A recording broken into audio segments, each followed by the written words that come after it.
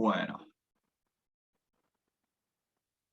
Bueno, tuve, si me escucharan un poco tapada la nariz, tuve una cirugía de la nariz por una cuestión de alergia y nada, simplemente eso. Voy a estar, por eso no puse la cámara, porque voy a estar un poco sonándome los mocos y cosas así. Así que, bueno, hoy vamos a ver sector externo. Nosotros, bueno, lo último que vimos fue renta, ¿no, Patri? Estás muteada.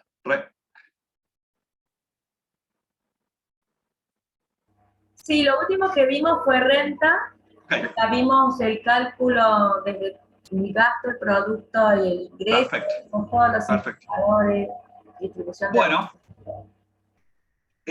ahora, si bien ya hemos dicho que cada tema que vemos va a estar relacionado con todo lo anterior visto, ahora vamos a empezar a ver un poco estos sectores que en la primera etapa de microeconomía los vimos, simplemente los mencionamos, pero bueno, por ciertas suposiciones que hacemos a los modelos, los habíamos dejado un poco al margen en el análisis. Y ahora vamos a empezar a estudiarlos por separado, con la idea de entender lo que es cada uno del sector externo, el sector financiero, el sector público, cómo se interactúan dentro de los mercados, su importancia, su rol, ¿no? Eh, y, y, bueno, acá básicamente la idea, estamos comenzando con sector externo. Sector externo es, nosotros habíamos hecho la suposición de que estábamos en una economía cerrada. Ahora la idea es empezar a analizar un poco qué pasa cuando un país se abre al mundo, ¿no? Comercialmente hablando, empieza a generar intercambio comercial con el resto del mundo.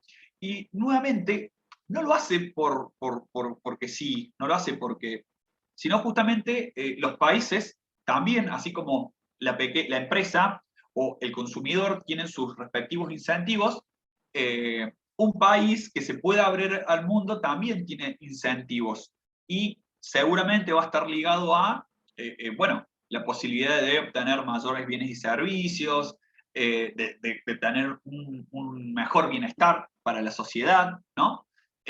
Uno, sin tanto análisis, ya se imagina la posibilidad de, si yo puedo comprar o adquirir un producto que se realiza o se produce acá, o varios, pero a su vez tengo la posibilidad de poder comprar productos que vienen de otros países, lógicamente mi bienestar va a ser mejor porque voy a tener la posibilidad de elegir entre más productos, ¿bien? Lo mismo que para los servicios, ¿no? También vamos a ver cómo el sector público, los estados, precisan del sector externo para el desempeño de su labor, que es a través del financiamiento externo, ¿no? Va a ser muy importante, ahora sí vamos a entender un poco más cómo juega el tipo de cambio, cómo aparece el tipo de cambio en el sector y la importancia del tipo de cambio, que es básicamente el valor de una divisa, la importancia en el intercambio comercial. ¿Okay? Bueno.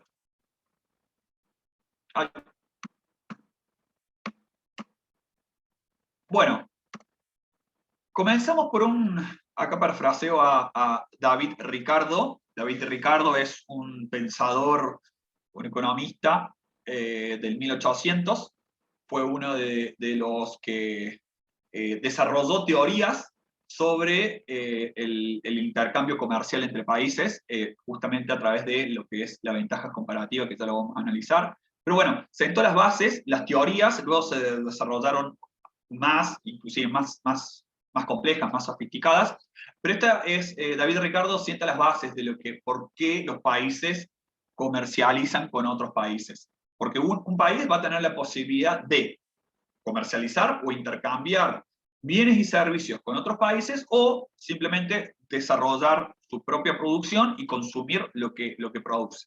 ¿Okay? Ahora vamos a entender los beneficios o las ventajas que trae comercializar con el mundo. Entonces, como bien acá dicen en este párrafo, en un sistema de comercio absolutamente libre, cada país va a poder invertir como lo desee o como mejor le convenga su capital y su trabajo en aquellos empleos o en aquellos sectores donde más le genere beneficios, donde más le genere mayores bienestar, digamos, para la sociedad. Pero, es decir, va a distribuir el trabajo de la forma más efectiva, siempre considerando un sistema de comercio absolutamente libre, es decir, que cada empresa tenga la posibilidad de intercambiar, exportar o importar bienes y servicios, o como el consumidor también pueda consumir productos que vienen de otros países o productos que se desarrollan en su propio país. Entonces, en base a esta libertad en el comercio internacional, es que cada país, de forma individual, ya hemos visto que de forma individual hace que se generen los equilibrios, se va a estar distribuyendo tanto el capital como el trabajo de la manera más efectiva y económica posible para desarrollar industria, desarrollar trabajo, ¿no? Básicamente, lo que nos dice es que este principio determina que el vino se produzca en Francia y en Portugal, que los cereales se cultiven en América y en Polonia, y que Inglaterra produzca artículos de ferretería y otros. Es decir, lo que quiere decir acá David Ricardo es que cada país, en relación a la dotación de recursos que tiene, que dispone, que naturalmente surgen en su territorio, en relación a la sociedad, a la fuerza de trabajo con el cual dispone, es que va a querer especializarse o producir determinados bienes. No va a querer producir todos los bienes, sino va a querer producir determinados bienes que, lógicamente, va a escoger esos bienes conforme a lo que más le convenga, que es lo que vamos a analizar ahora. ¿Bien? Bueno. Entonces, de la economía cerrada al intercambio comercial, hacemos la primera pregunta y es, ¿por qué se intercambian bienes y servicios? Bueno, acá tenemos 5 puntos. El primero es el fortalecimiento de las relaciones bilaterales. Las relaciones bilaterales entre países no solo se van a dar por una cuestión cultural, política y demás, sino también se va a realizar a través del comercio, ¿no? La ganancia que genere el comercio tanto para el país A como para el país B. Sobre todo, se da mucho en, bueno, por ejemplo, el Mercosur, la Eurozona, tantos, ¿cómo decirte?, agrupaciones entre países en donde se establecen quizás ciertos incentivos a la comercialización, eliminando impuestos o aranceles y demás, ¿no? Siempre con la idea de poder fortalecer las relaciones o los vínculos comerciales entre tantas otras perspectivas, la perspectiva comercial. ¿Por qué se intercambia bienes y servicios? Te permite la posibilidad de acceder a materias primas que en tu país no hay. Es decir, no sé, Japón, por ejemplo, si ustedes miran lo que es Japón, es una isla que es pura roca, no tiene recursos o materia prima en abundancia de alguna materia prima en particular, pero lo cierto es que es un país que genera mucha producción de bienes y servicios, por ejemplo, y eso justamente lo realiza gracias al acceso que tiene Japón en poder adquirir materia prima, insumos, materiales que no conseguiría en su país y que los puede conseguir en otros países. Bueno, el concepto de ventajas comparativas es un poco lo que les mencionaba recién, es una teoría desarrollada por David Ricardo, que nos va a mostrar a través de estas ventajas comparativas, nos va a mostrar justamente por qué es conveniente para un país comercializar con otros países que no hacerlo. ¿Ok? Variedad de productos, esto es un poco también lo que les mencionaba recién, en el sentido de que vamos a tener la posibilidad no solo de poder escoger entre los bienes y servicios que se producen de manera local, sino que además vamos a poder acceder a productos o bienes y servicios que se realizan en otros países. ¿Bien? Todos los bienes y servicios que uno compra estando en el país, compren para otros países, se va a llamar importaciones. Uno importa bienes y servicios y a su vez ese país que tenemos un vínculo comercial también se va a ver beneficiado, no solo por la venta de los productos que se desarrollan, sino porque va a tener la posibilidad de consumir los productos que nuestro país desarrolla. En ese sentido, vamos a estar exportando bienes y servicios, vendiendo productos, bienes y servicios al exterior, hacia otros países. Y lógicamente, todo esto, el intercambio comercial, lo que va a generar, justamente, el incentivo que vamos a seguir teniendo es la posibilidad de un mayor crecimiento y un mayor desarrollo y un mayor bienestar para la sociedad. ¿Okay?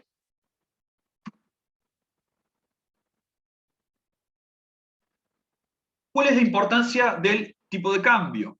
Bueno, el tipo de cambio determina la cantidad de moneda extranjera por unidad monetaria local requerida para adquirir productos y servicios de diferentes países del mundo. Es decir, esto es un análisis muy general, pero nosotros no es que si queremos importar o comprar algún producto que se realiza en otro país, no lo vamos a pagar con nuestra moneda, con el peso, sino lo vamos a adquirir por medio de alguna divisa que sea mundialmente aceptada.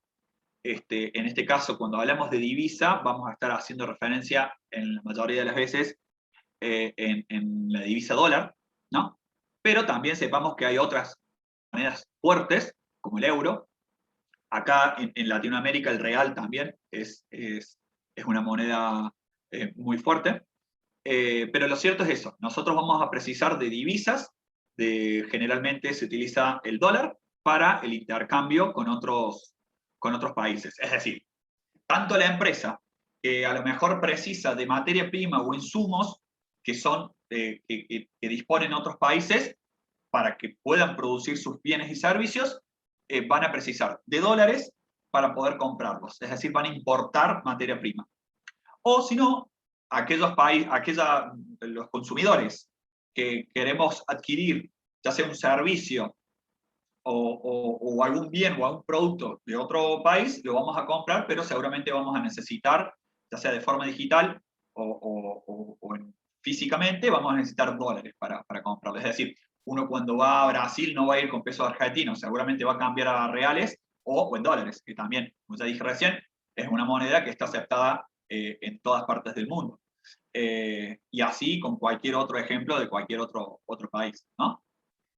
Es un indicador de competitividad, ya lo vamos a analizar, fundamentalmente en los países que están, bueno, se los denomina de varias formas, los países que están en vías de desarrollo, o los países emergentes, también se les suele denominar, como puede ser un caso ejemplar Argentina, sin ningún lugar a duda el tipo de cambio es un valor, es un indicador que constantemente estamos midiendo, porque bueno, precisamos de dólares.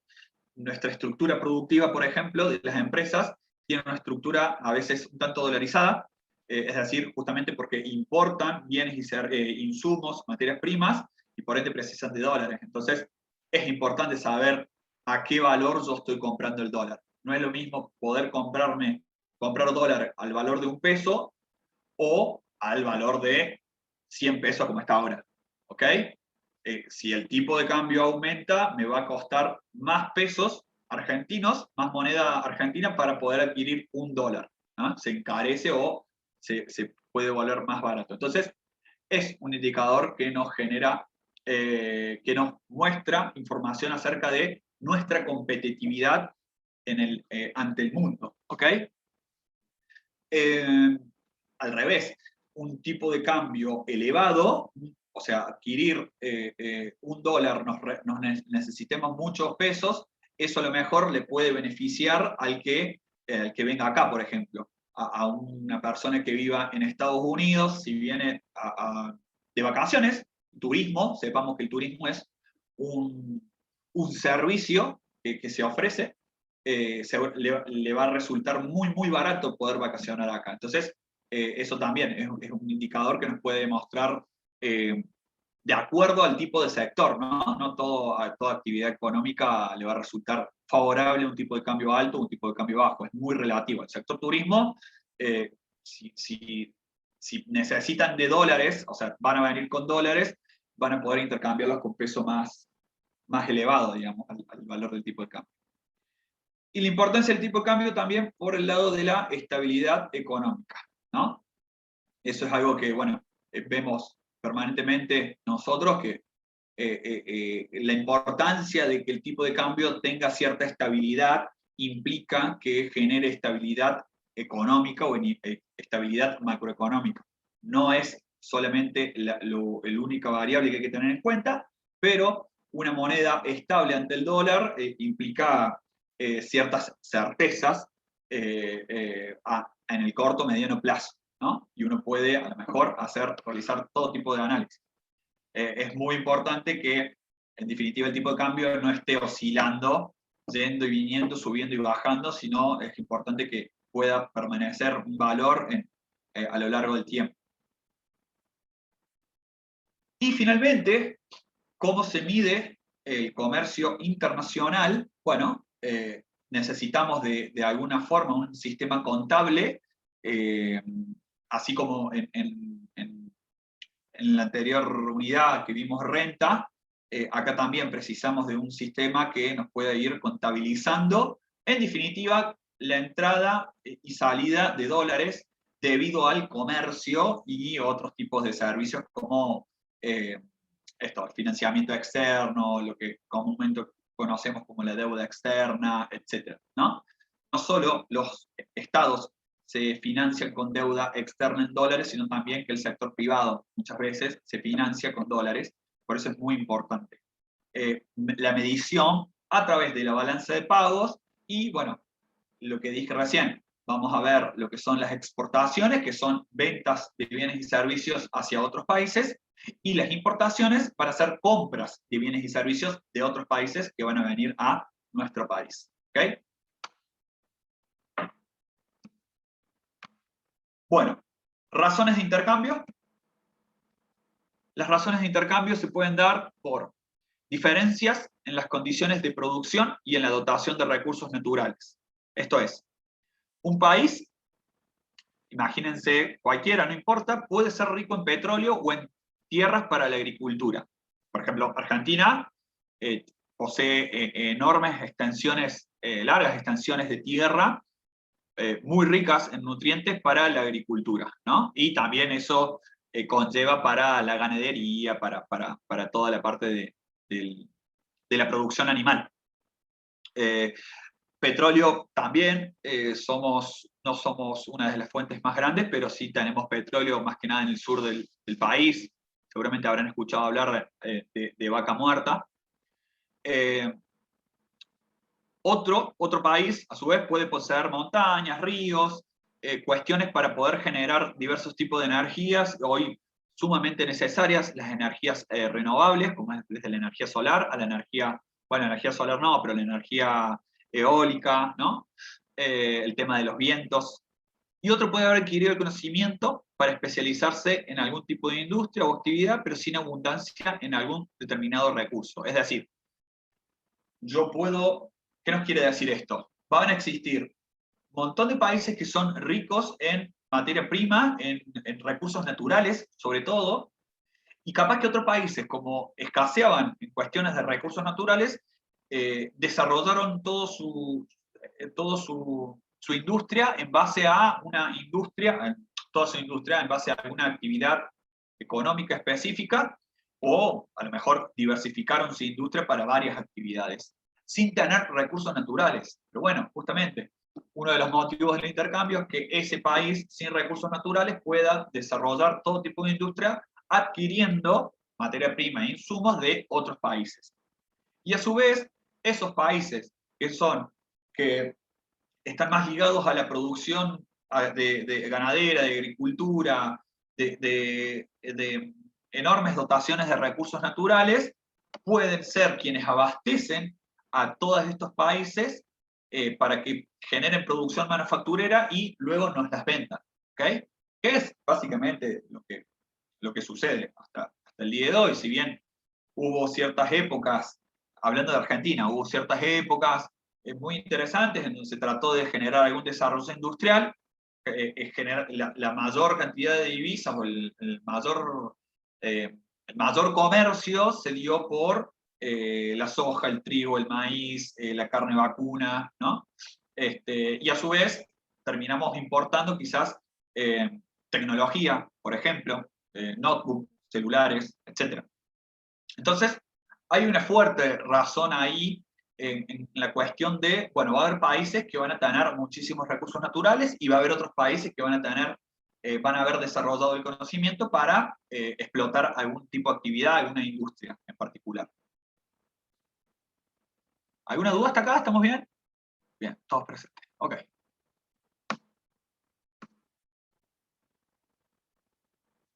Seguimos con las razones de intercambio.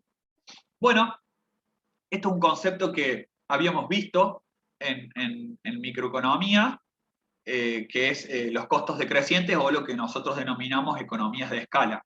Es decir, debido a la expansión que una empresa tiene en su producción, puede aprovechar estas famosas economías de escala para poder generar costos unitarios o costos promedios mucho más bajos. ¿Qué pasa?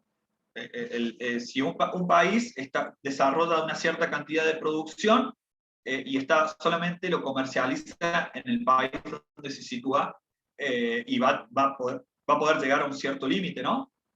En cambio, si ese país empieza a intercambiar con el resto del mundo, es que va a tener la posibilidad de acaparar una mayor demanda y por ende va a tener una mayor producción y de esa forma quizás pueda aprovechar lo que comúnmente se denominan las economías de escala.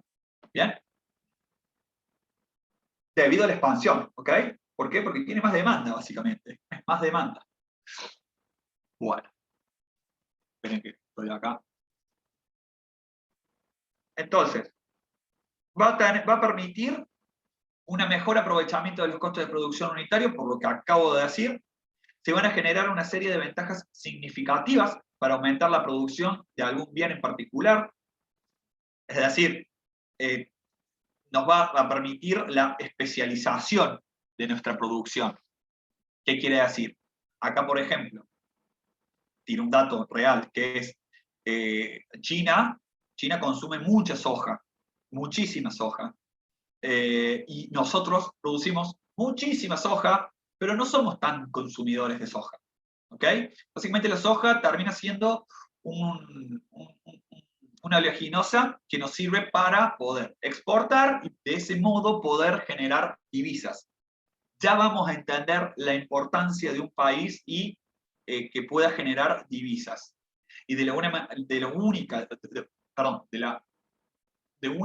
de las maneras en la que se puede generar divisas es a través del comercio. Exportando, vendiendo a otros países, cobras en dólares.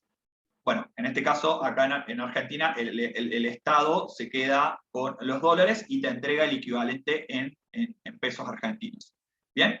Lo cierto es que nosotros, al tener recursos, la tierra muy rica para la producción de agricultura y a sumarle también la ganadera, es que podemos estar abasteciendo en parte la demanda que exige China respecto a la soja. ¿Okay? Y acá un dato que es que la soja en China aumentó su consumo un 160% entre el 2000 y el 2011. Y bueno, Argentina es líder en cuanto a la producción mundial de soja.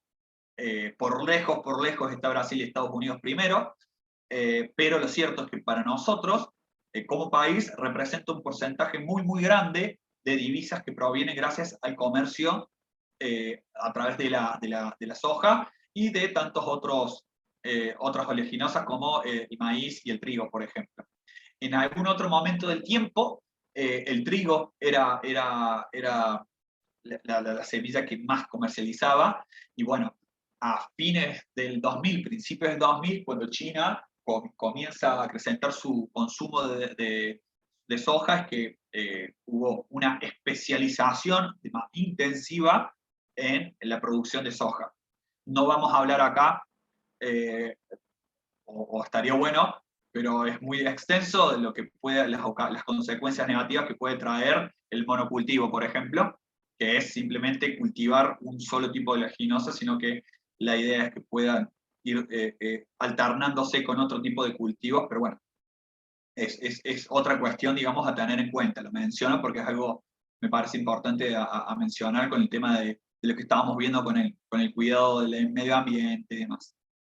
Lo cierto es que, bueno, otra razón del intercambio es, van a existir las economías de escala, se van a poder aprovechar las economías de escala, los costos unitarios van a ser decrecientes, van a ser menores porque la producción va a ser mayor, y eso, indudablemente, como los costos son menores, los ingresos son mayores, vamos a obtener una mayor ganancia y un mayor bienestar para el país, y a nivel macro va a ser una entrada de divisas de suma importancia, como lo es hasta el día de hoy, y ya vamos a ver eso, lo necesario de un país tener, precisar de divisas, ¿bien? De dólares, ¿no?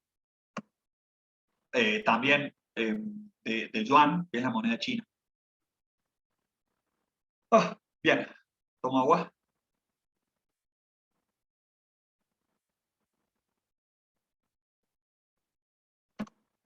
Bien.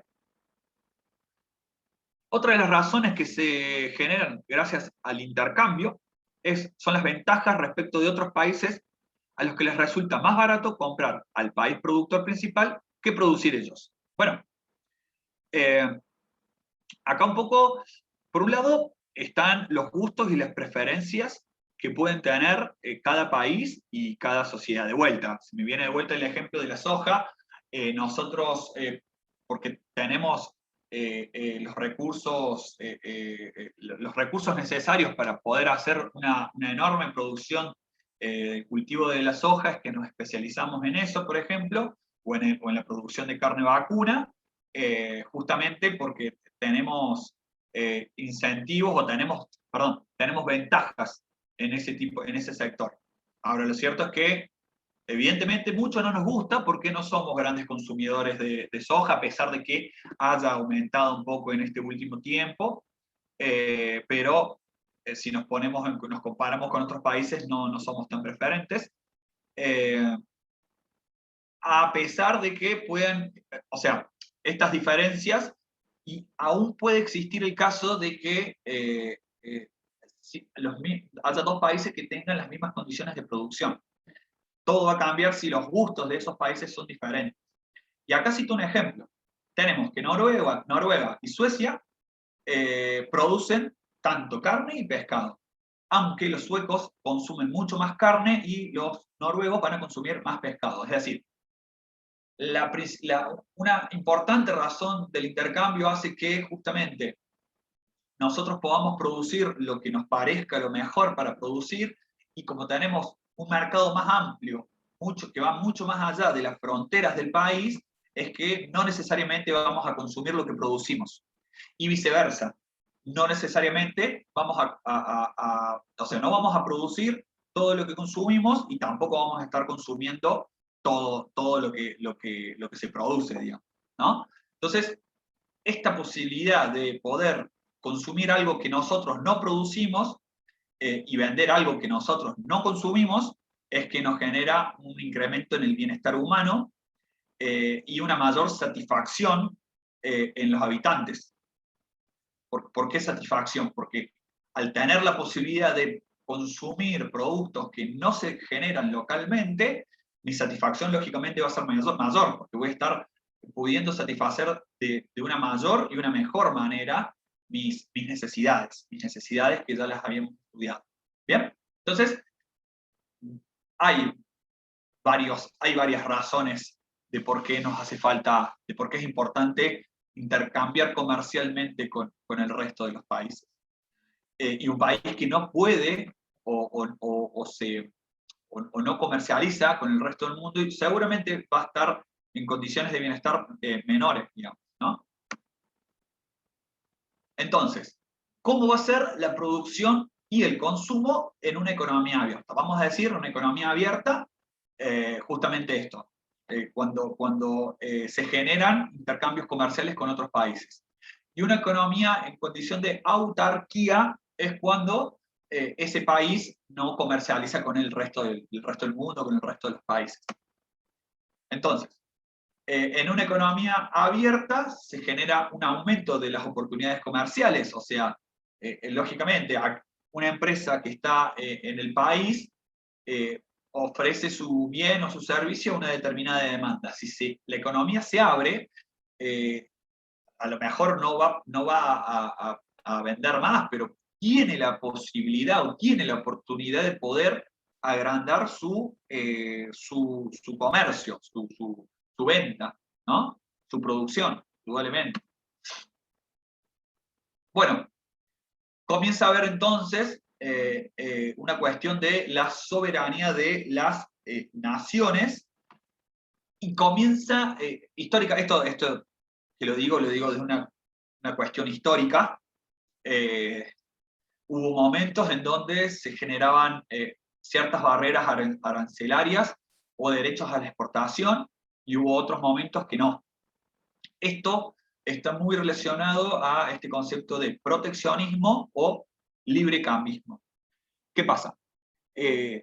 Sucede también que si, a ver, vuelvo a Argentina, hubo ciertas épocas en el país en donde se quiso industrializar la economía, es decir, que se generen más fábricas que en vez de solamente ser exportadores de materia prima, como puede ser la soja o la carne, sino poder producir, generarle valor agregado a nuestros productos y generar diversos tipos de industrias. ¿Qué es eso? Por ejemplo, acá en Argentina, la industria automotriz en la década del 60, 70, 80 fue muy, muy fuerte y que inclusive llegó a exportar automóviles.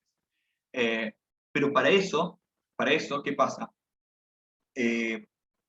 Se necesitaban barreras arancelarias, que son, los aranceles en definitiva son impuestos a la importación, es decir, si vos querés comprar un producto que proviene de otro país, lo podés hacer, pero tenés que pagar el valor del bien más un impuesto al Estado. Entonces, eso hacía hacer volver más caro a los bienes y servicios que se importaban, y bueno, viene ahí la cuestión esta del proteccionismo para que la competencia que se puede generar con otros países no destruya a la industria interna. Hoy por hoy, eh, una gran cantidad de productos se producen en China, por ejemplo, y Argentina tiene barreras arancelarias.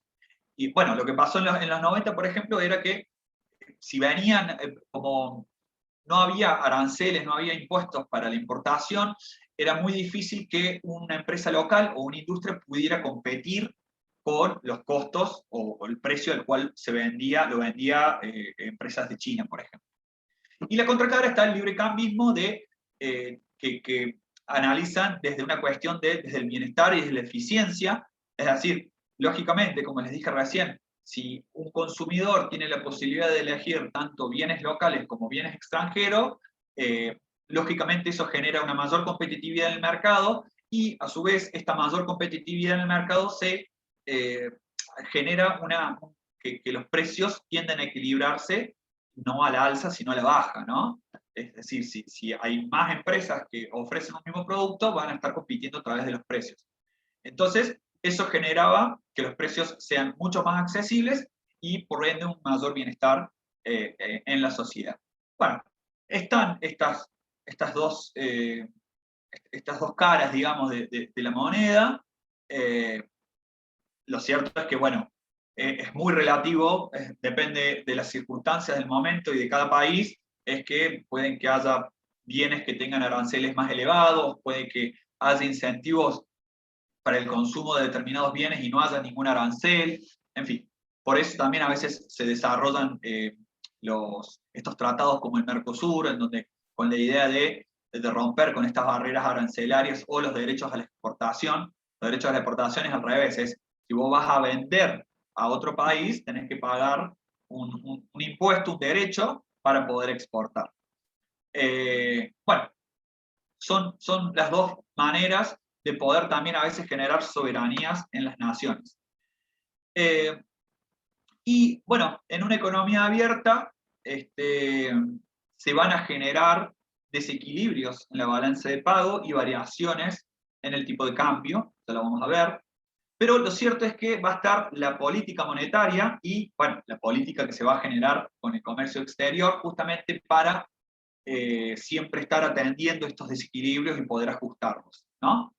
Ya vamos a entrar un poco más qué quiere decir desequilibrios de balanza de pago. Las variaciones del tipo de cambio, bueno, lógicamente lo que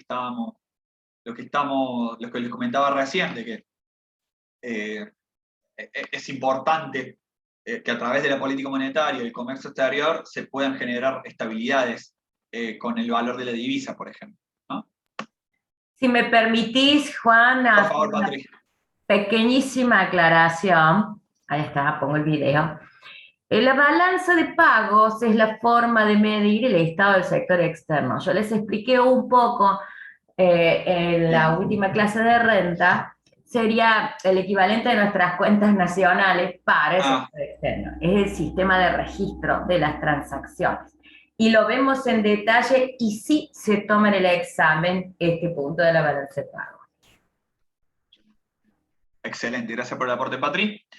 Y finalmente, bueno, en una economía abierta va a ser importante justamente, así como la importancia del registro a través de la balanza de pagos, de generar, de analizar cuál es el grado de apertura que tiene una economía. Y acá tenemos una pequeña fórmula que va a ser la sumatoria de las exportaciones, que va a ser representada por la letra X, más las importaciones, que va a ser representada por la letra M, esto es por las palabras en inglés, sobre el PIB y por 100 para poder sacar un porcentaje, digamos. Es decir, nosotros lo que queremos ver es qué porcentaje representa el PBI el intercambio comercial, ya sea tanto importación o exportación. ¿Okay?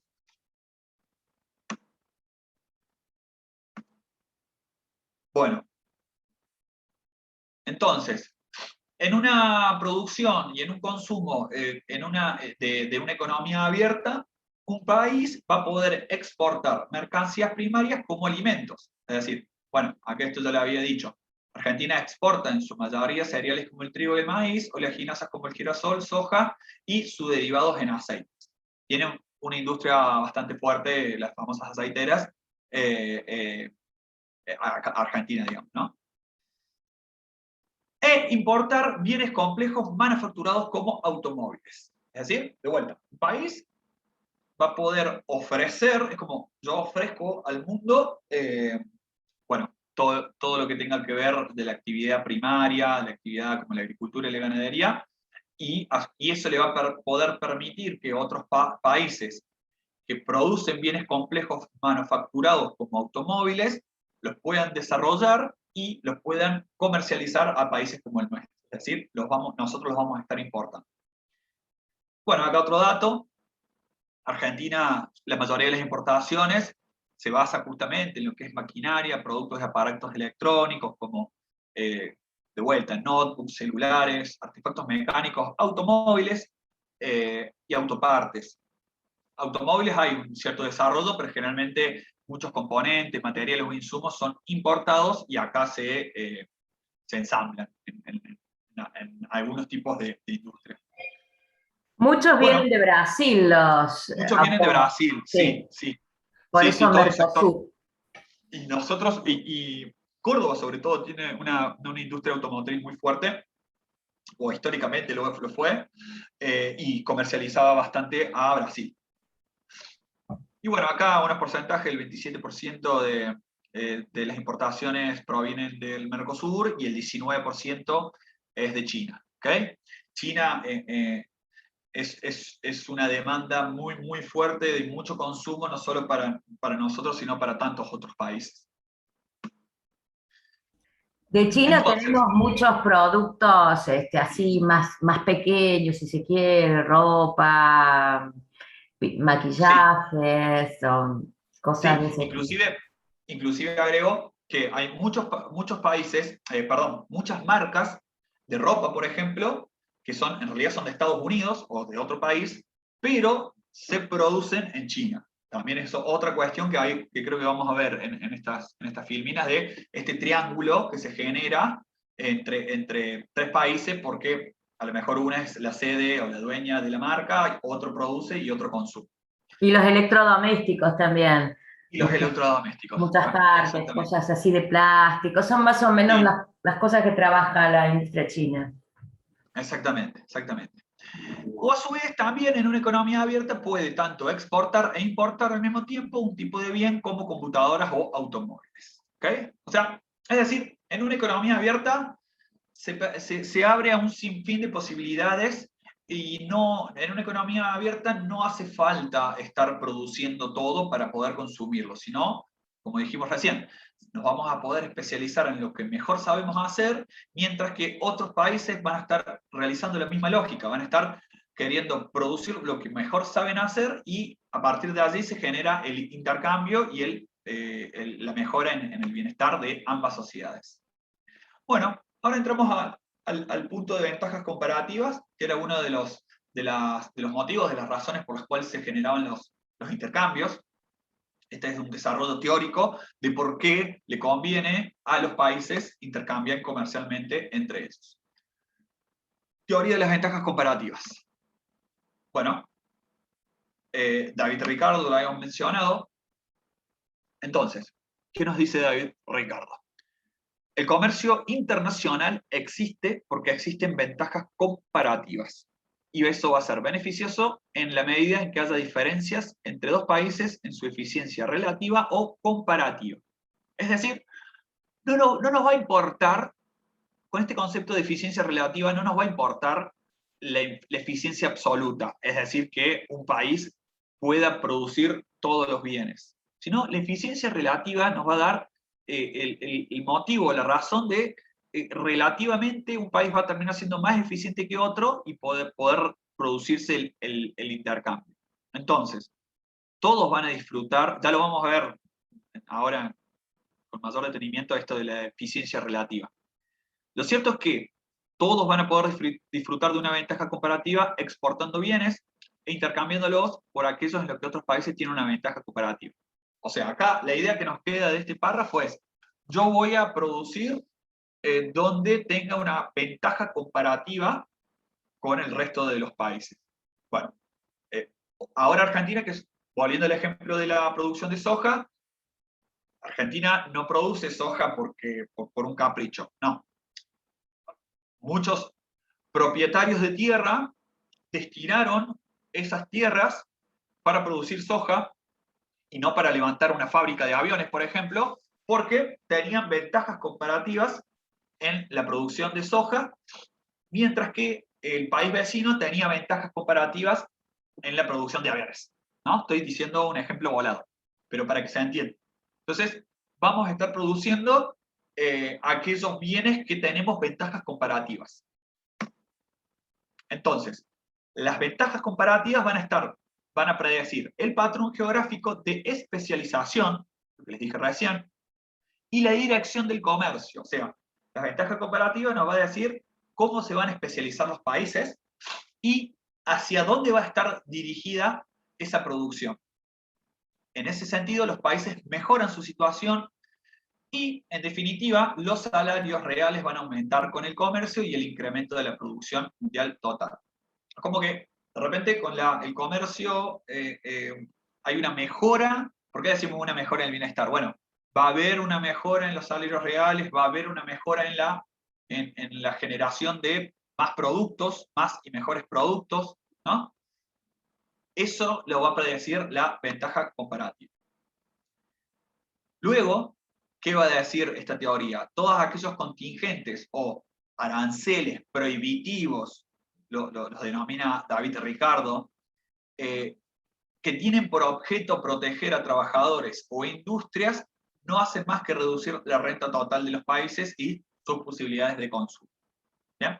Bueno, esto es un tanto relativo también, porque si bien es cierto, también como dije recién, muchas veces hay circunstancias en la necesidad de poder desarrollar alguna industria fuerte y a veces ciertos aranceles se necesitan y demás, ¿no?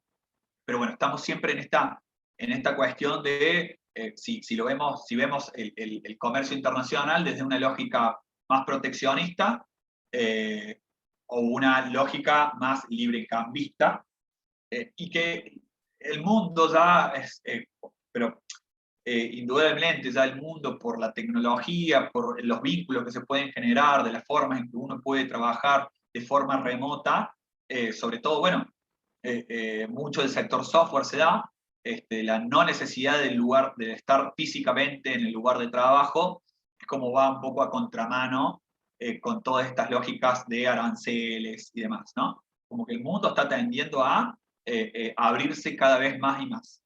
Bueno, esto es capaz que sea una apreciación mía, pero puede ser real. Teoría de las ventajas comparativas. Bien. Lo veamos en este sencillísimo ejemplo a la teoría de las ventajas comparativas, en esta ilustración. Bien. Tenemos el caso de dos países, ¿no? Que uno es más eficiente que el otro en los dos tipos de producción previstos, que es el queso y el vino. Voy a poner un marcador. Entonces, este es un modelo que nos va a explicar el concepto de teoría de las ventajas comparativas. Son dos países y que producen vino y queso. Y sin embargo, de forma absoluta, un país es más eficiente que el otro. Si nos vamos acá, vean las dos imágenes que están acá arriba, esta que marco de la amarilla para arriba, tenemos, bueno, supongamos que están estos dos países, este país, el país celeste, y el país rojo, rosa, no sé qué color es. Lo cierto es que están en una situación de autarquía.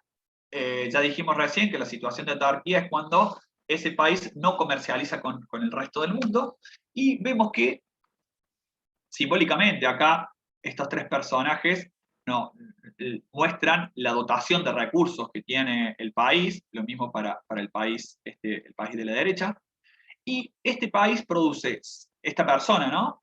Produce 6 vinos, esta persona también produce 6 vinos, y esta persona produce 5 quesos.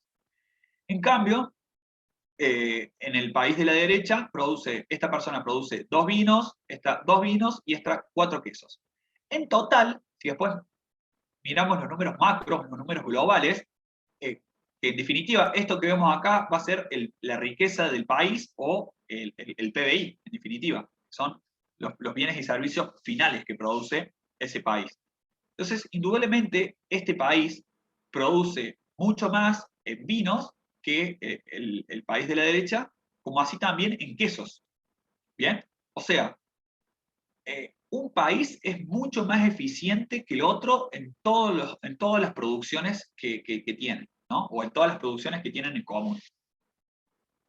Entonces, uno a priori diría, bueno, ¿para qué me va a convenir a mí intercambiar si yo produzco mucho más que este país? Bueno, justamente es lo que nos viene a explicar lo que son las ventajas comparativas. Si cada país se especializa en la producción para la cual dispone una ventaja comparativa, es decir, tiene una eficiencia relativa superior, y el recurso al comercio libre beneficia a ambos, ¿no?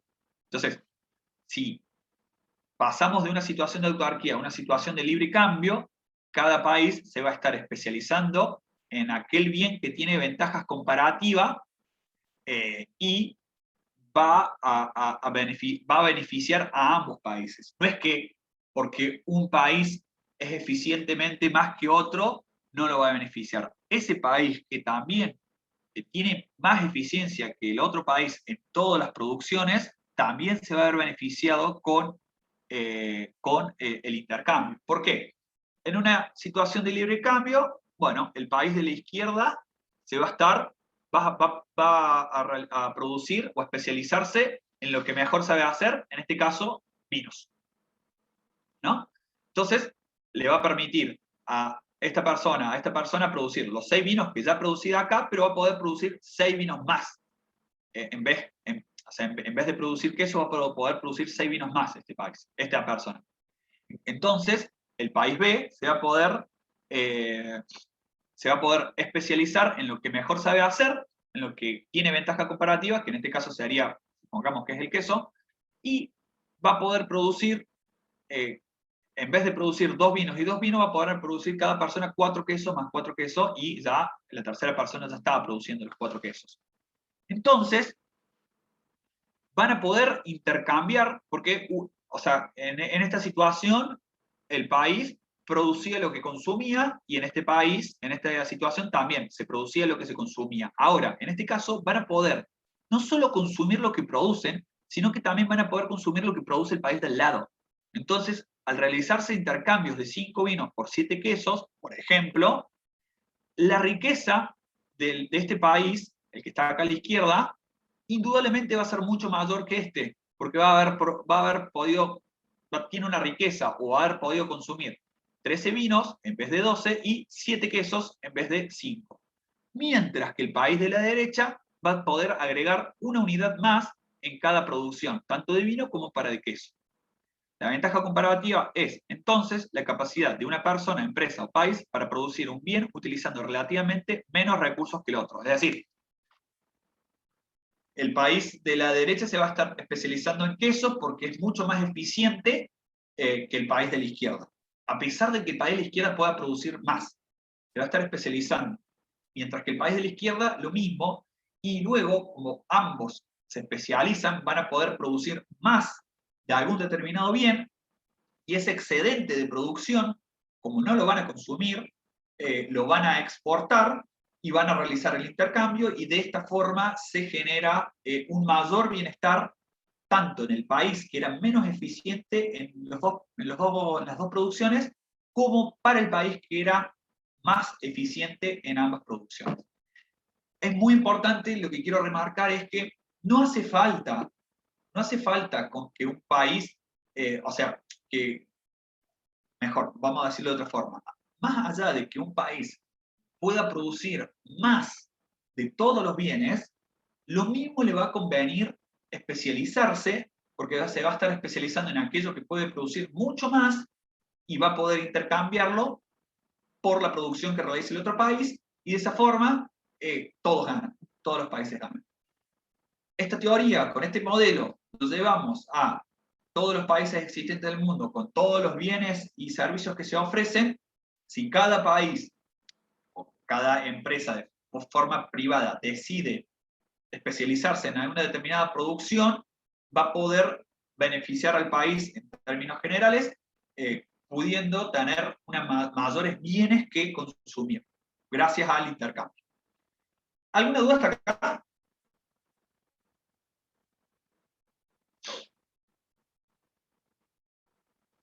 ¿Entendió? Voy a preguntar lo de eficiencia relativa, y más vale que lo sepan, porque hasta el día de hoy nadie puede explicar lo que es, por qué conviene a un país intercambiar a pesar de que produzca más en ambos bienes. Así que sepan que esto es muy, muy importante, la teoría de las ventajas comparativas es muy importante en la materia. Bueno, seguimos entonces.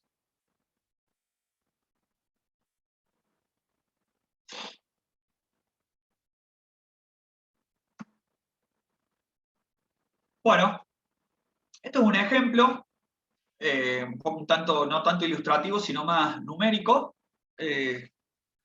Supongamos que vamos a tener dos países, el país A y el país B. Supongamos que el país A es un país, y B sería el resto del mundo, de una forma simplificada de hacer el análisis. Y solo se producen computadoras y trigos, ¿no? Ambos países dedican 8 horas al día en la producción, 4 para producir computadoras y 4 para producir trigo. Es decir, sus recursos son las horas del día, son 8 horas laborales, y con esas 8 horas laborales, 4 lo usan para computadora y 4 lo usan para el trigo. el país A va a produce y consume, está en una situación de autarquía, evidentemente, porque produce solamente lo que consume, 12 computadoras y 40 kilos de trigo, mientras que el país B produce y consume 4 computadoras y 60 kilos de trigo. Hasta ahí es como esta situación, ¿no? La parte de arriba. Que cada uno produce lo que consume, lo que tiene. Supongamos que no existe comercio en ambos países todavía. Se producen diariamente 16 computadoras y 100 kilogramos de trigo. Si van a comercializar, el país A solo produciría computadoras ya que tiene ventajas comparativas, produce 3 unidades en una hora, acá simplemente haciendo el cociente de 12 computadoras sobre 4 son 3 PC en una hora, y el país B se va a estar especializando, que tarda a producir una computadora una hora, porque son 4 PC, cada 4 horas es una PC, y el país B va a producir solo trigo, se va a especializar en trigo, ya que tiene ventajas comparativas. ¿Por qué? Porque tarda en producir 15 kilogramos de trigo en una hora, mientras que el país A tarda una hora en producir 10 kilos. Es decir, acá, no importa si es computadora, trigo, lo que sabemos es que el país A se va a estar especializando en las computadoras, porque puede producir más en el mismo tiempo, y el país B se va a especializar en trigo porque puede producir mucho más que el país A en el mismo tiempo. Si se abren los mercados del comercio internacional, el país A se va a especializar en la producción de ordenadores, computadoras, y el país B en la producción de trigo, ya que poseen ventajas comparativas en dicha producción frente al otro país. Si todo el tiempo que poseen lo dedican a aquello que poseen ventajas comparativas, es decir, en vez de estar produciendo 4 horas un bien, 4 horas el otro bien, van a estar produciendo 8 horas para el bien que mejor saben hacer, y el otro país va a estar también 8 horas para lo mejor que saben hacer. ¿Ok? Entonces, el país A va a estar produciendo 24, el país B de computadoras va a producir 0, y el país A de trigo va a estar produciendo 0, pero se va a intensificar su producción el país B va a intensificar su producción en trigo, va a poder producir 120. ¿Ok? Es el doble. El país A va a producir el doble que producía antes y el país B el doble que producía antes.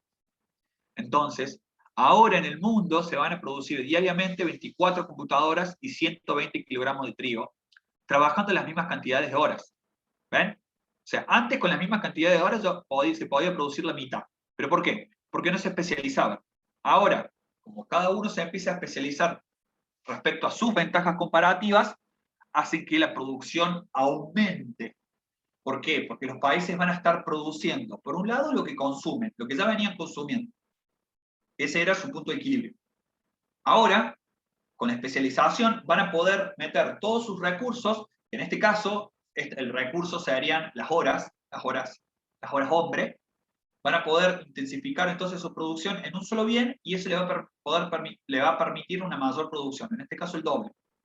Entonces, el comercio internacional se gana. Supongamos, como dice el párrafo anterior, que el país A quiere consumir solamente 12 computadoras. O sea, produce 24 pero consume 12. Por lo tanto, en el mundo sobran 12 computadoras y el país B quiere consumir 60 de trigo, sobran otros 60. Entonces, ¿qué hacemos? El consumo sin comercio, el país A va a consumir 12 computadoras y el país B va a consumir 4 computadoras. Si seguimos el consumo sin comercio, el país A va a consumir 40 de trigo y el país B va a consumir 60 de trigo. En cambio, cuando se produce el consumo y hay comercio entre los países, el país A consume 12, pero el país B va a consumir 12. Antes consumía 4. Y el trigo, el país A antes consumía 40, va a consumir 60, y el país B va a seguir consumiendo 60. Es decir, consumen más de lo que producen y de lo que intercambian. Antes, entre ambos consumían 16 computadoras, ahora 24, 100 de trigo y ahora 120. Entonces, hay una mayor producción en ambos bienes y cada país va a poder consumir más, por lo menos, de un bien. Si lo vemos en esta gráfica,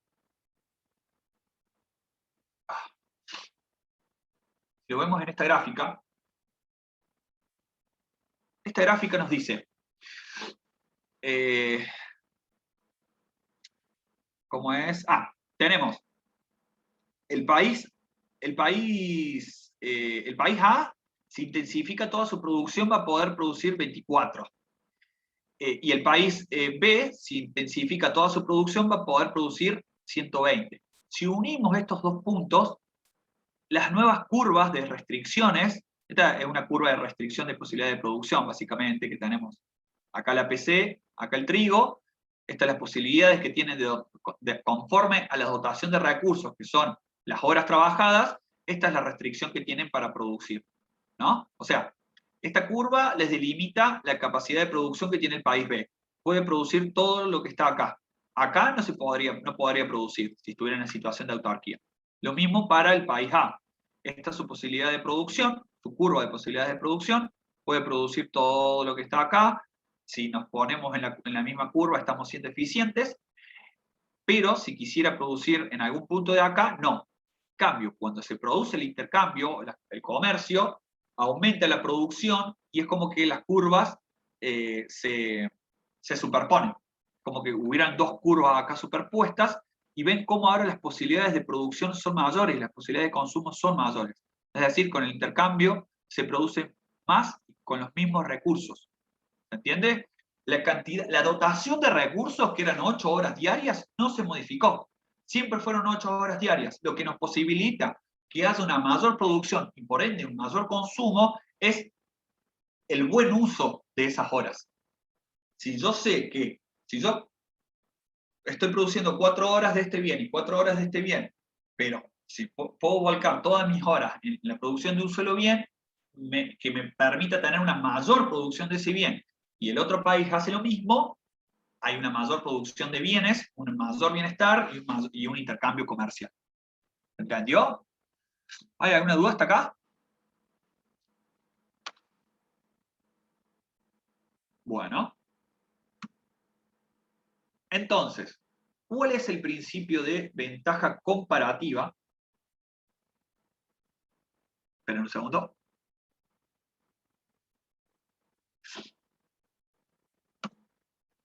El principio de la ventaja comparativa establece que cada país se va a especializar en la producción y la exportación de los bienes que puede producir con un coste relativamente más bajo.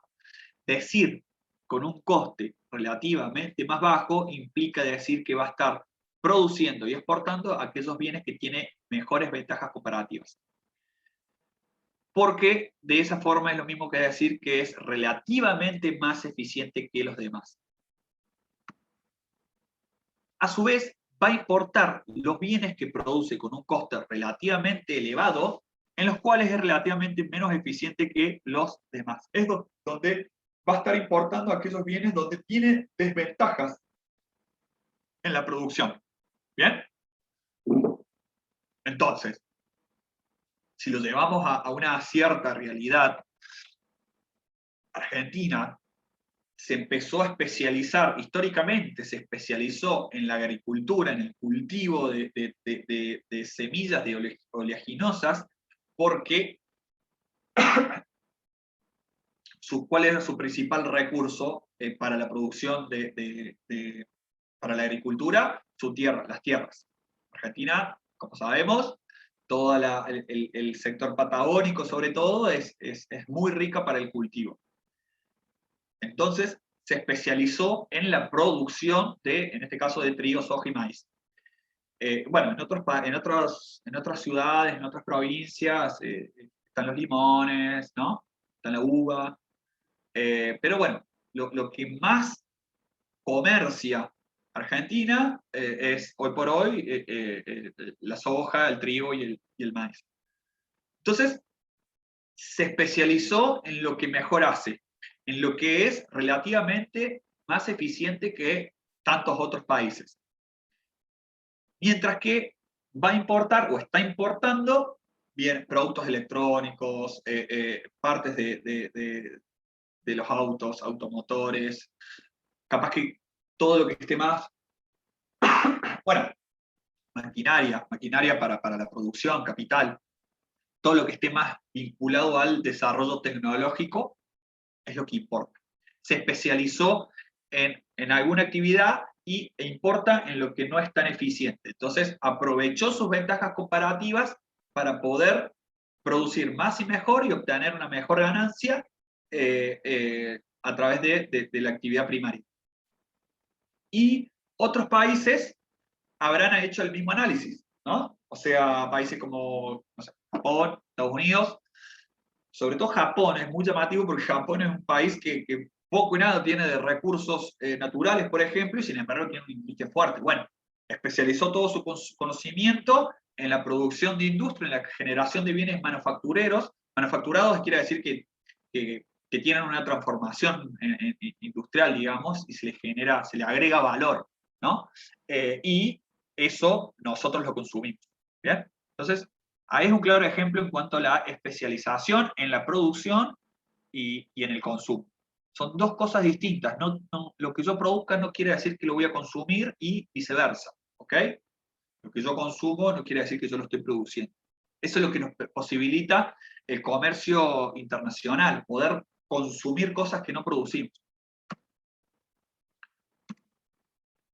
Cuando se abre el comercio y cada país se concentra en el área en el que tiene una ventaja comparativa, va a mejorar la situación de todo el mundo. Es decir, si cada uno de los países, cada empresas de cada país comienzan a especializarse porque están viendo que hay rentabilidad en alguna actividad, en algún sector, si cada país empieza a realizar esa misma lógica, porque vamos a suponer que todos tienen los incentivos de ganar más, generar ganancias, o sea, los mismos incentivos que mencionábamos en microeconomía acerca de maximizar ganancias o maximizar utilidades se aplican acá, en esta teoría. Entonces, si cada país realiza ese ejercicio, cada país va a estar mejorando su situación, por ende hay una mejora en todo el mundo. Los trabajadores de todas las regiones pueden obtener una cantidad mayor de bienes de consumo a cambio de la misma cantidad de trabajo cuando se especializan. Es decir, si nuestro país se va a especializar en esto, completamente en esto, entonces, pero cada una de las personas de una sociedad va a poder disfrutar, justamente por esa especialización, va a poder disfrutar de bienes que provienen de otros países. Cuando se abren las fronteras al comercio internacional, aumenta la renta nacional de todos y cada uno de los países que comercian. Sin ningún lugar a dudas, en el sistema en el cual estamos inmersos, sobre todo desde la parte económica, siempre va a convenir a un país poder intercambiar comercialmente porque va a tener mayores ganancias. Eso no implica después que el país sea rico, ¿no? Entonces, vamos a ver en clase este video. ¿Tiene alguna duda? Después las dudas están en el examen.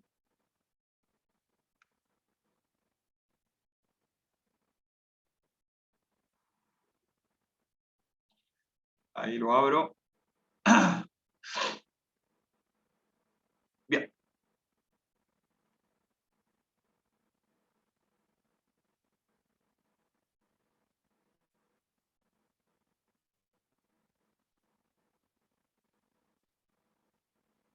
Soy Ángel, vuestro profesor de economía, y hoy quiero explicaros un concepto fundamental de la teoría económica que nos ayuda a entender mejor por qué la especialización y el intercambio pueden mejorar el bienestar de todos a través de los mercados, que es uno de los mecanismos de asignación de recursos preferidos de los economistas, precisamente por eso. Y lo que os voy a explicar es precisamente la teoría de la ventaja comparativa. ¿De acuerdo? Bien, pues para ello vamos a empezar por explicar algo anterior, que es el concepto de la ventaja absoluta. Vamos a tomar un ejemplo que hemos escogido de un libro que a mí me gusta especialmente, se ha publicado hace poco y es de un equipo internacional de economistas que está intentando renovar la enseñanza de la economía. Actualmente solo está publicado en inglés, pero en breve me imagino que habrá edición en castellano. Se titula The Economy, Economics for a Changing World, y vamos con ello. Vamos a suponer una economía muy sencilla. En esta economía tan sencilla solo hay dos individuos, Greta y Carlos, y solo pueden producir dos bienes, que son manzanas y trigo. ¿De acuerdo? En esta tabla hemos puesto las cantidades máximas de manzanas y de trigo que puede producir cada uno de ellos si dedica el 100% de su tiempo a cada cultivo. Por ejemplo, si Greta dedica el 100% de su tiempo a producir manzanas, es capaz de producir 1.250 kilos, y si dedica el 100% de su tiempo a producir trigo, puede producir 50.000 trigos al año, ¿no? Es producción anual. Carlos, por su parte, puede producir hasta 1.000 kilos de manzanas y hasta 20.000 de trigo. Vemos claramente que Greta es más productiva que Carlos. Es capaz de producir tanto más manzanas como más trigo. Y en estas condiciones se dice que Greta tiene ventaja absoluta en ambos productos. En estas condiciones uno pensaría ingenuamente, y ese era un punto de vista que mucha gente todavía puede mantener por no conocer este concepto, que Carlos tiene siempre las de perder, que el comercio no le puede ayudar porque es menos productivo que Greta en ambos tipos de bienes. Vamos a ver cómo precisamente el concepto de la ventaja comparativa nos permite explicar que esto no es así. Vamos allá. Vamos a explicar este concepto, volvemos a nuestra tabla con nuestros amigos Greta y Carlos y con sus productos, y esta vez hemos añadido una columna, que es la columna de los costes de oportunidad, es decir, de los precios relativos de un bien en términos de otro. ¿Qué significa eso? Bueno, pues vamos a coger un momentito. Fijaos que Greta puede producir 1.250 kilos de manzanas o a cambio podría producir hasta 50.000 kilos de trigo. Claro, si empieza a producir más manzanas, producirá menos trigo. Es decir, que para producir 50.000 kilos de trigo tiene que sacrificar 1.250 kilos de manzanas o viceversa. Para producir 1.250 kilos de manzanas tiene que sacrificar 50.000 kilos de trigo. Por tanto, podríamos expresar el coste que a ella le supone un bien en términos de otro, que es lo que se conoce como coste de oportunidad. Vamos a calcular un momento, por ejemplo. Cogemos una calculadora que tenemos aquí. ¿Y cuál sería el coste que tiene para Greta el trigo en términos de manzanas? Pues cogemos los 50.000 kilos de trigo, dividimos entre los 1.250 kilos de manzanas y me sale que son 40 kilos de trigo por kilo de manzana. Aquí lo tenemos. Un kilo de manzanas equivale a 40 kilos de trigo. Es el coste, el precio relativo. Es lo que en economía se llama el coste de oportunidad. Viceversa, si quiero saber para Greta cuál es el coste del kilo de trigo en términos de manzanas, pues tendría que hacer la operación inversa. Es decir, dividir, si un kilo de manzanas equivale a 40 kilos de trigo, pues un kilo de trigo equivaldría a una 40ª parte de kilo de manzanas. Si cojo la calculadora, pues 1 entre 40 sale 0,025, que es lo que tenéis aquí, ¿verdad? Podríamos hacer lo mismo con Carlos y veríamos que para Carlos, al dividir 20.000 entre 1.000, sale que el coste de oportunidad de un kilo de manzanas es 20 kilos de trigo, es decir, a lo que renuncia para producir un kilo de manzanas es a 20 kilos de trigo, y el coste inverso, el del trigo en términos de manzana, pues sería invirtiendo este término de aquí. Y ahora fijémonos, resulta que si comparamos estos números veréis que hay unos que están puestos en rojo porque son los más baratos en términos de coste de oportunidad. Es decir, para Carlos, producir un kilo de manzanas le cuesta un sacrificio, tiene un coste de oportunidad de 20 kilos de trigo. Para Greta, sin embargo, producir un kilo de manzanas tiene un coste de oportunidad de 40 kilos de trigo, con lo cual es más eficiente, combinando la producción de los dos, que sea Carlos el que produce las manzanas, porque tiene que renunciar a menos kilos de trigo, le salen menos caras en términos de kilos de trigo. Sin embargo, por lo que respecta al trigo, le sale más barato producirlo a Greta. Es decir, para Greta un kilo de trigo le cuesta solo 0,025 kilos de manzanas, mientras que a Carlos le cuesta más caro. Por tanto, Resulta que Greta tiene ventaja comparativa en trigo, le sale más barato, tiene menos coste de oportunidad, mientras que Carlos tiene ventaja comparativa en manzanas, le salen menos caras, le salen más baratas en términos de trigo. Esto es fundamental porque aunque Carlos tenía desventaja absoluta en ambos productos, resulta que tiene ventaja comparativa en uno de ellos. Y veremos en un momentito como si se especializa cada uno de ellos en el producto en el que es más eficaz, en el que tiene ventaja comparativa, entonces pueden llegar a una situación que es ventajosa no solo para uno de ellos, sino para los dos. Para ello vamos a pasar al siguiente ejemplo. Vamos a suponer que Greta y Carlos deciden producir sin, cada uno por su cuenta, y sin recurrir al mercado y al intercambio. Es decir, supongamos que, por ejemplo, Greta, aquí tenemos un ejemplo, están produciendo en condiciones de autosuficiencia, es decir, cada uno produce y consume lo mismo que produce, no intercambian. Vamos a suponer que Greta decide dedicar el 40% de su tiempo a producir manzanas y el 60% de su tiempo a producir trigo. Si calculamos, hacemos las operaciones correspondientes, veremos que Greta produciría 500 kilos de manzanas y 30.000 de trigo. ¿Por qué este reparto entre 40 y 60%? Bueno, porque esas son sus preferencias. No vamos a entrar aquí en analizarlas, pero supongamos que prefiere estas cantidades. La verdad es que podríamos haber tomado muchas elecciones de tiempos de reparto de tiempos y habrían resultado lo mismo. Eso no es importante. Carlos, supongamos, por ejemplo, que dedica el 30% de su tiempo a manzanas, con lo cual consigue 300 kilos de manzanas, mientras que dedica el 70% de su tiempo a producir trigo, con lo cual consigue 14.000 kilos de trigo, ¿verdad? Calculando siempre sobre los máximos que podrían producir si dedicaran su tiempo a ello.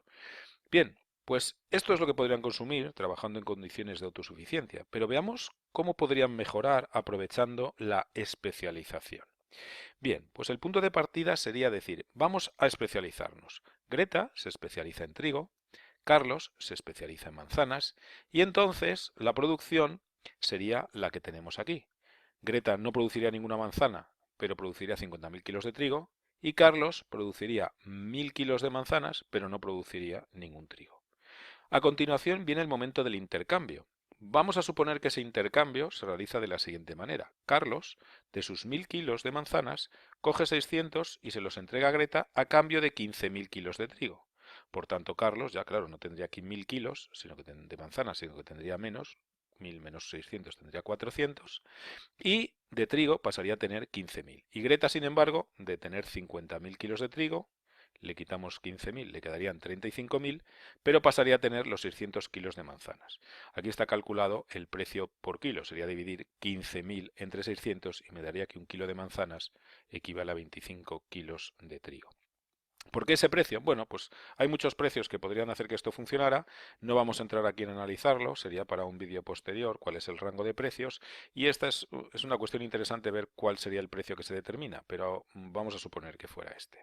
El caso es que haciendo ese intercambio lo que logramos es que el consumo que tiene cada uno es mayor que el que tenían cuando funcionaban de forma autosuficiente. Es decir, Greta pasa a consumir 600 kilos de manzanas y 35.000 de trigo, cuando autosuficientemente consumía 500 y 30.000 respectivamente, menos de los dos. Y Carlos, que consumía antes del intercambio 300 kilos de manzanas y 14.000 de trigo, pasa a consumir ahora 400 de manzanas y 15.000 de trigo. Los dos han mejorado. Bien, pues este es el principio de la ventaja comparativa. Es un principio que el autor al que se debe pues es un economista inglés cuyo nombre es David Ricardo, que aquí siempre se llama David Ricardo, y bueno, pues aquí tenéis su imagen. Por la imagen es evidente que no es un economista contemporáneo, vivió pues entre finales del siglo XVIII y principios del XIX en Londres, y la idea de la ventaja comparativa, que es una idea verdaderamente sutil y que nos ayuda a entender por qué los mercados ayudan a todo el mundo, incluso aunque tengamos desventaja absoluta, apareció por primera vez en su obra titulados Los principios de la economía política y de la imposición, de los impuestos, que publicó en... Bueno, ella estaba hablando de Ricardo. ¿Se entendió?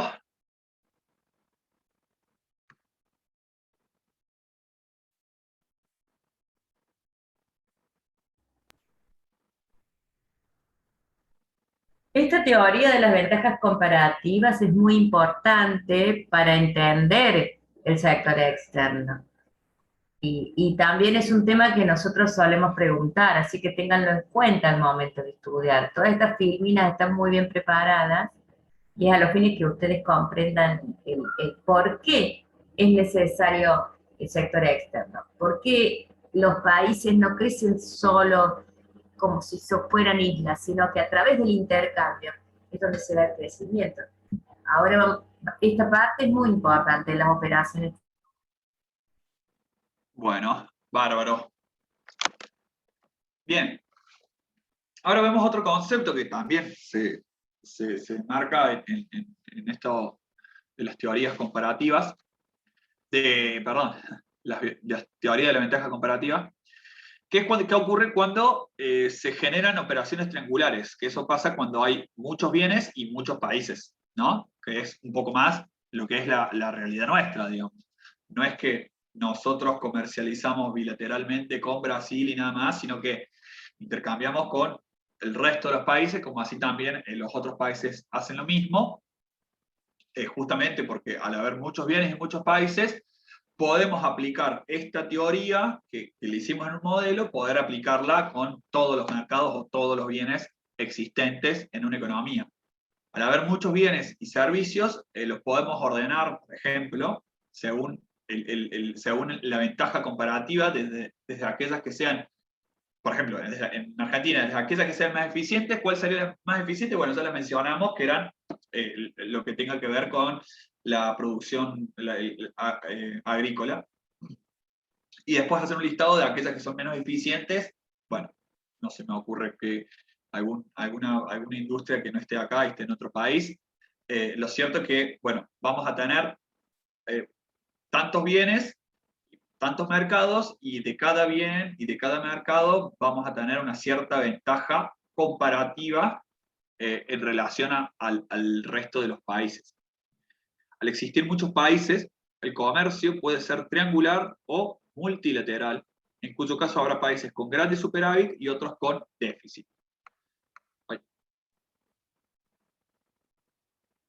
Es decir, el comercio triangular va a permitir que haya muchos desequilibrios en el comercio bilateral. Eso refleja que las cuentas de un país deban equilibrarse multilateralmente. ¿Qué quiere decir?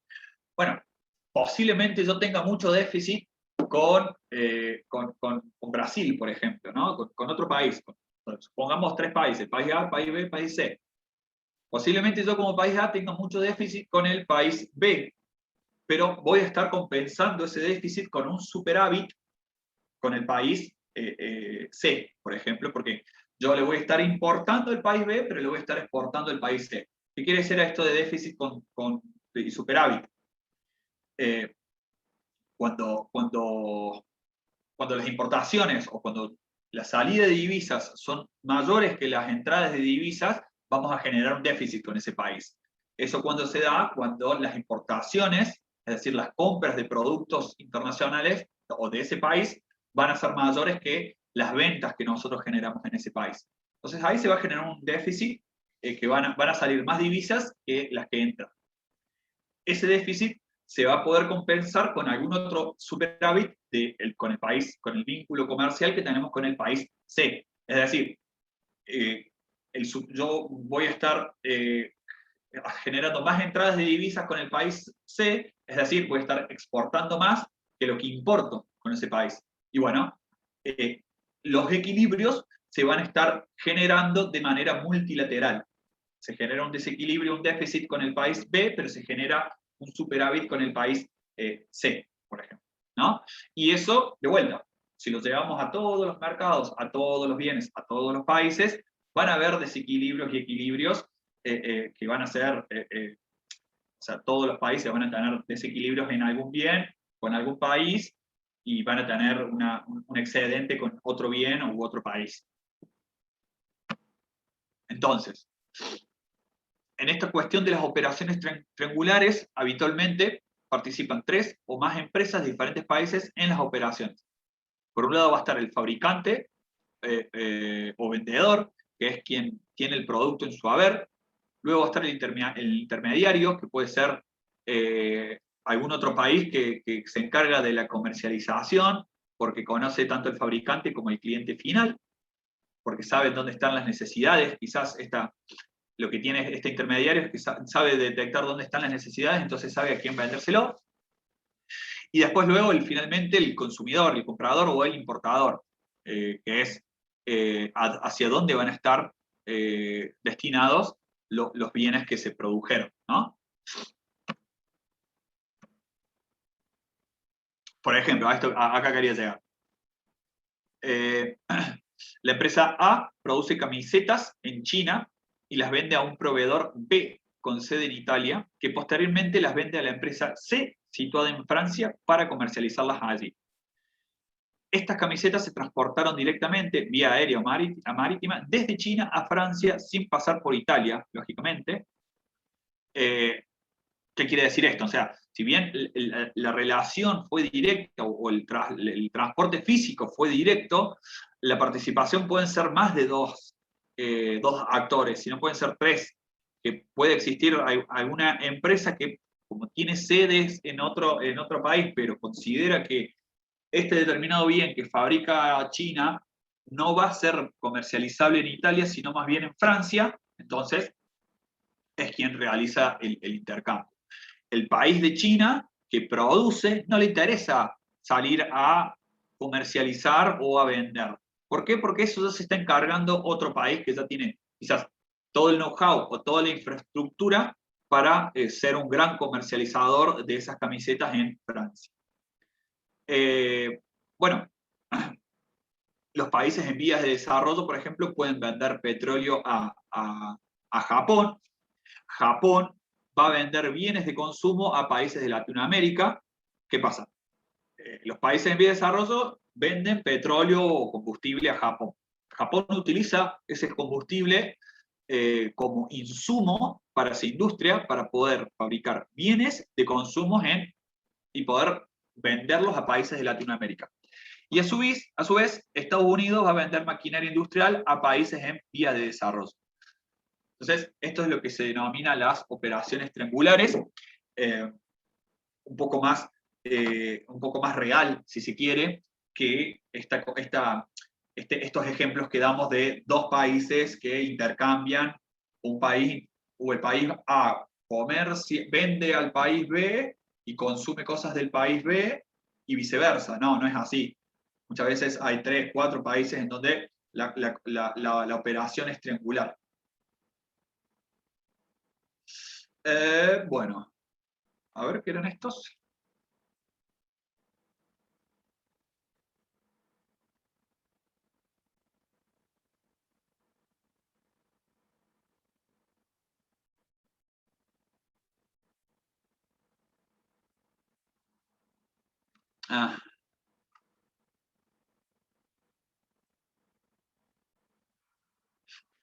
Ahora este.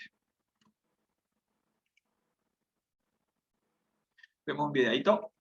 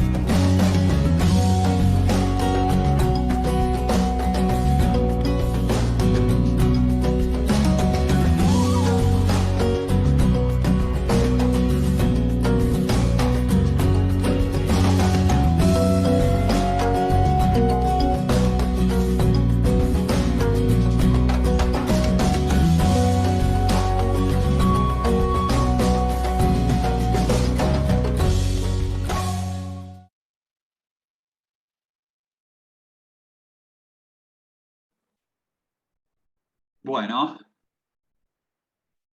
Uy, ¿tienen alguna pregunta? Ahí, bueno, esta cuestión de las... perdón, ahí comparto. Ah, ya compartí. Esta cuestión de las operaciones triangulares, lo que nos quiere decir también un poco este video es, no solo se da con intercambio comercial de bienes y servicios, sino también con la libre movilidad de factores, que es lo que se denomina, y que bueno, si bien muchas veces es triste tener que irse de su país por cuestiones económicas, que es uno de los mayores motivos, lo cierto es que uno también, como factor, va a poder exportar sus servicios o importar servicios de otros países. Eh, por ejemplo, o sea, hoy por hoy, y van a ir o trabajar hacia, en lo posible, aquellos lugares donde tengan el valor de su servicio, el valor de su recurso sea mucho mayor que el lugar donde uno está. Entonces, esa movilidad, esa libre movilidad de factores humanos generalmente tiende a largo plazo a generar equilibrios en cuanto a los salarios y demás. Eh, un claro ejemplo, que posiblemente muchos de ustedes en el sector software, en la programación, en el desarrollo de software, ¿qué pasa? Teniendo la oportunidad de trabajar para empresas de otros países, con la posibilidad de cobrar con una moneda mucho más fuerte que la del peso argentino, ¿qué incentivos va a tener uno en querer desarrollar localmente, digamos, ¿no? Entonces se está dando mucho esta cuestión de la movilidad quizás digital de factores que se sucede sobre todo acá en Argentina, un país que es muy buena, está muy bien vista la mano de obra de programación o desarrollo ante el mundo. Es un recurso muy demandado alrededor del mundo. Y bueno, hoy por hoy las posibilidades que nos permiten Internet, la conexión digital, la comunicación, se hace todo mucho más fácil esta movilidad, si se quiere, ¿no? Bueno, entonces, eh, yendo a esta cuestión de las operaciones triangulares, de la forma en que se están generando ahora los intercambios comerciales, es que aparecen nuevas teorías que explican el comercio internacional y la política comercial, ¿no? El sustento básico de esta teoría es expuesta y otras es la existencia de competencia perfecta. ¿Qué pasa?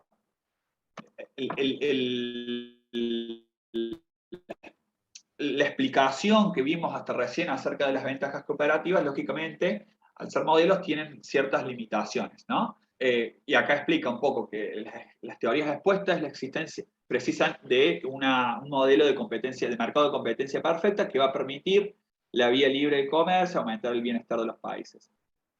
Sin embargo, bueno, a finales de los 70, principios de los 80, también aparecieron, digamos, como los economistas más contemporáneos, que uno, el más conocido es Krugman, eh, que esbozaron unas nuevas elaboraciones teóricas fundadas en la existencia de fallas de mercado dentro del comercio internacional, en estas teorías, incorporan las fallas de mercado que ponían en cuestión, no en todos los casos, la teoría clásica del comercio internacional, de que los intercambios internacionales se fundamentan exclusivamente en la teoría de la ventaja comparativa y que la defensa, bajo cualquier circunstancia del libre comercio y de la no intervención estatal en el área económica, pudiera no ser la práctica óptima. O sea, bueno, la misma teoría en el sentido de que a través de los mercados es que se van a generar las eficiencias, los mayores bienestar sin ningún tipo de intervención estatal. Sin embargo, bueno, estas teorías tratan de responder dos cuestiones. Una, ¿por qué se comercia? Y dos, ¿cómo debe ser la política según estas nuevas explicaciones? ¿No? La base argumental de esta teoría radica en que cuando no es posible alcanzar un nivel óptimo a escala mundial debido a fallas de mercado, se debe optar por elegir situaciones denominadas second best o segundo óptimo. Entre las infinitas situaciones del segundo óptimo, los estados pueden preferir unas a otras y tomar las medidas que deben a colocarse en un segundo óptimo distinto del establecido. Las fallas de mercado, que justifican la política comercial estratégica, son básicamente la existencia de beneficios extraordinarios en un sector económico y la existencia de externalidades tecnológicas de carácter positivo. Es decir, incorporan, o sea, la existencia de fallas de mercado se deben básicamente a que va a haber enormes beneficios que pueden sucederse en alguna parte del mundo y a su vez esto que en algún momento creo que mencionamos, la existencia de brechas tecnológicas, las externalidades positivas que puede tener el desarrollo tecnológico para uno y la carencia de esos desarrollos tecnológicos puede ser algo negativo, ¿no? Esto, bueno, son nuevas teorías que se van sucediendo, y tratan de introducir un poco más de realismo a lo que es el intercambio comercial. Lógicamente, va a traer ventajas o va a generar mayor bienestar poder que un país pueda ofrecer sus productos a una mayor demanda, abriendo la economía. Pero a su vez eso también puede traer consecuencias en el sentido de los desarrollos tecnológicos, los poderíos que se tienen entre los países, de acuerdo en lo económico y demás, que no van a llegar, no van a existir mercados de competencia perfecta, sino van a haber muchísimas fallas de mercado y le pone un poco más de importancia o de énfasis a veces en ciertas situaciones de manera estratégica, ¿no? De forma estratégica, la buena intervención quizás de los estados en ese sentido, digamos, para equiparar un poco a veces las competencias que se dan entre países. ¿Bien? Bueno, vamos al tipo de cambio. Yo no sé, Patri, faltan 10 minutos. ¿Qué te parece que cortemos acá?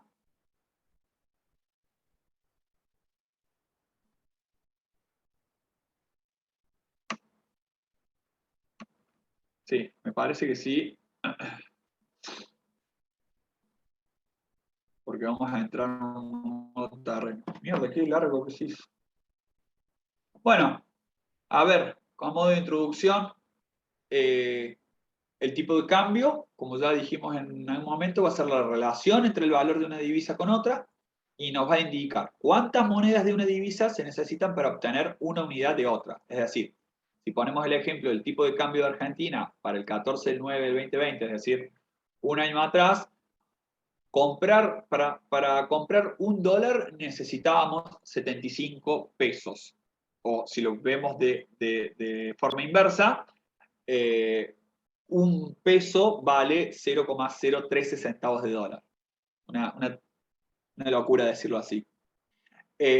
Por un lado van a estar las transacciones internas que se van a hacer con la moneda nacional y como les dije recién, para las transacciones externas no es posible ir con pesos argentinos a Estados Unidos porque nadie te los va a recibir, sino hay que ir con dólares. La moneda dólar es una de las divisas que están socialmente aceptadas en todas partes del mundo, o si no, del dólar intercambiar a otra moneda quizás. Acá dice, para comprar un bien en Estados Unidos, primero debo comprar dólares en el mercado de divisas, donde se determina el precio de la moneda extranjera, expresado en moneda nacional, su precio se va a llamar tipo de cambio. Bueno, el tipo de cambio es eso, es el valor de compra que tiene una divisa para poder adquirirla, digamos, ¿no? Entonces, los tipos de cambio van a estar variando según la oferta y la demanda de divisas, ¿no? En este caso vamos a hacer siempre referencia al dólar, que es la forma que más asimilamos lo que es el concepto de divisas y tipo de cambio. Como todo bien o servicio, va a haber una oferta que va a estar ofreciendo dólares y va a haber una demanda que las va a estar necesitando para su actividad. Y va a haber un mercado de divisas, es decir, un lugar donde se intercambian las monedas de diferentes países y en el que se determinan los tipos de cambio. O sea, las famosas, diversas entidades financieras en las que uno puede comprar y vender dólares. Los bancos comerciales también te permiten, más allá de las restricciones que pueda tener nuestro país en ese sentido. Lo cierto es que ya vamos a ver el porqué de estas restricciones. Lo cierto es que el tipo de cambio o el valor del tipo de cambio, el precio del tipo de cambio se va a estar determinando por la intersección y el equilibrio de una oferta y una demanda. Bueno, ¿quiénes son esos oferentes? ¿Quiénes necesitan, quiénes tienen los dólares para poder ofrecerlos? Bueno, lógicamente los exportadores, ya que uno al exportar va a recibir dólares y por ende son quienes en definitiva ofrecen los dólares. Después pueden ser los turistas extranjeros, como les dije recién, aquellos turistas que vienen de otros países, van a cambiar sus dólares por pesos argentinos y bueno, van a entrar dólares. Y bueno, los inversores, aquellos inversores que quieren realizar inversiones acá en Argentina, van a ser los que tienen los dólares, ¿no? ¿Y quiénes demandan? Bueno, yo para comprar, para importar insumos, materia prima, pensando si fuese una empresa, voy a necesitar dólares, o si quisiese comprar yo como consumidor algo del exterior, voy a necesitar dólares. Los turistas locales situados en otros países, cuando me voy a Brasil o a Estados Unidos, bueno, necesito de esa respectiva moneda, por eso demando divisas. Y bueno, inversores ya ahorristas que no son productivos, ¿no? Aquellos que ahorran comprando dólares, básicamente. Bueno, corto acá, mejor, porque si no, ya nos vamos a ir de mucho tema. Bueno, si no tienen ninguna duda, Patri, no sé si andás por ahí. Acá estoy. ¿Qué tal? Acá estamos. No, pensaba cortar acá porque yo estaba hablando con tipo de cambio y ya Sí, lo seguimos la clase que viene, si te parece. sí. Esta sería la parte general y la clase que viene terminaríamos con sector externo. Sí, la clase que viene vamos a ir con sector externo, vamos a terminar de ver tipo de cambio, otro punto muy, muy importante en la materia, y balanza de pagos también, otro concepto que lo analizamos bastante. Así que, nada, nos vemos la clase que viene. Y que tiene que ver la balanza de pago con la medición del sector externo. Exactamente. Y así como es importante en sector externo la balanza de pago, van a ver que en sector público es importante el presupuesto y el déficit. Tal cual. Digo, en cada módulo vemos una forma de medir cada uno de ellos. Exactamente. Hasta la próxima clase. Bueno, hasta la próxima. Nos vemos, chicos, chicas. Chao, chao. Chao, profe.